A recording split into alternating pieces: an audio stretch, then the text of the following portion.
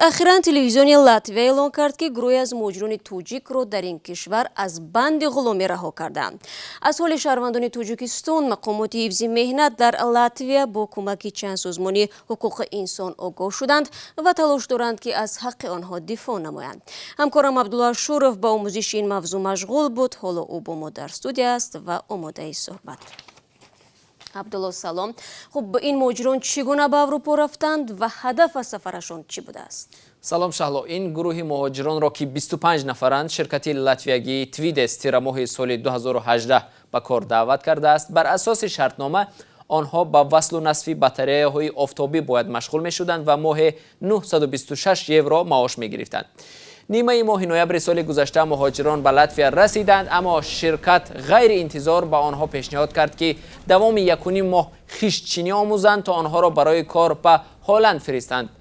به هلند هم فرستادند، اما کارفرمای هلندی که از کار مهاجران تاجیک قانع نشد آنها را به لاتویا بازگردانیده است. به همین منوال مهاجران کاری تاجیک 6 ماه باز بدون معاش در لاتویا هستند. عجیب است که جانب کردینده چی میگه؟ چرا مهاجران تاجیک را در نیمه راه گذاشتند؟ شالا مسئولان شرکت تویدس و یک نفر میانروی تاجیک ادعاهای مهاجران را رد میکند و میگوید آنها را در نیمه راه نگذاشتند، ولی مهاجران را به تنبلی و تنگ نظری عیبدار میکنند. اکرم خان عثمان خانوف، یک تاجیک تبار مقیم لاتویا که میان شرکت و مهاجران میانروی میکند، میگوید بر زمین خویشچینی به مهاجران کاری دیگر پیشنهاد کار شد، اما آنها قبول نکردند. خب این چی کار بوده است مهاجران رد کردند؟ با گفته عثمان خانوف کارده به آنها کار در یک کارخانه مشروبات در آلمان را نیز پیشنهاد کرد، ولی مهاجران تاجیک گفتند در کارخانه عرق کار نمی کنند چون که این حرام است. با این پاسخ مهاجران عثمان خانوف میگوید کار نکرده مزد معاش طلب کردن مهاجران مگر حلال است؟ خب ظاهرا اصل ماجرا معلوم شد. عبدالله، اکنون تقدیر این مهاجران چی می شود و آیا یگان راه برون رفت از این ماجرا هست؟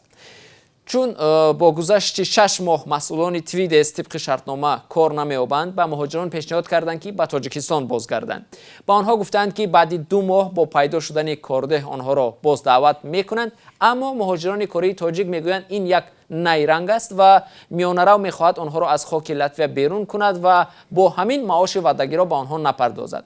برای همین مهاجران کاری تاجیک از نقض شدن حقوقشان به سازمان غیر حکومتی خانه امن مراجعت کردند. این سازمان با استثمار و خرید و فروش آدمان مبارزه میبرد و به اداره های دولتی لاتویا شکایت برده است.